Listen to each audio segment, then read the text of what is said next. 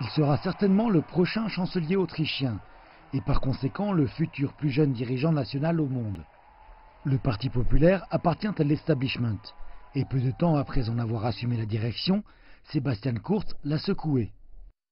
Nombreux sont ceux qui ont dit qu'il ne pourrait pas fonctionner, qu'il ne devrait pas fonctionner. Mais aujourd'hui, nous avons reçu une confiance illimitée de la part des Autrichiennes et des Autrichiens.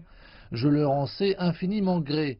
Et je considère cette confiance comme un mandat pour mener les changements en Autriche que beaucoup d'entre nous espéraient.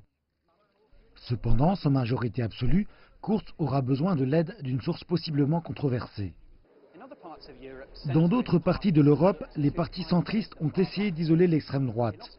En Autriche, le Parti de la Liberté est depuis longtemps intégré dans le paysage politique et il apparaît comme le partenaire probable d'une coalition.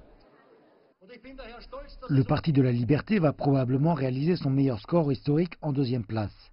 Le dirigeant de ce parti met la priorité absolue sur une rengaine populiste pour sa participation à tout gouvernement futur. Tout d'abord, il importe d'attendre les résultats officiels et de ne pas commencer à spéculer sur les coalitions. Mais je peux vous dire une chose, le Parti de la Liberté reste fidèle à lui-même et aux Autrichiens, et par conséquent, il est crucial d'introduire ici aussi la démocratie directe à la Suisse. Après une campagne extraordinairement vicieuse, peu voient cependant les deux partis qui ont dominé la vie politique autrichienne d'après-guerre s'associer à nouveau facilement. Il semble très évident que les sociaux-démocrates et les conservateurs sont un vieux couple qui a besoin de divorcer.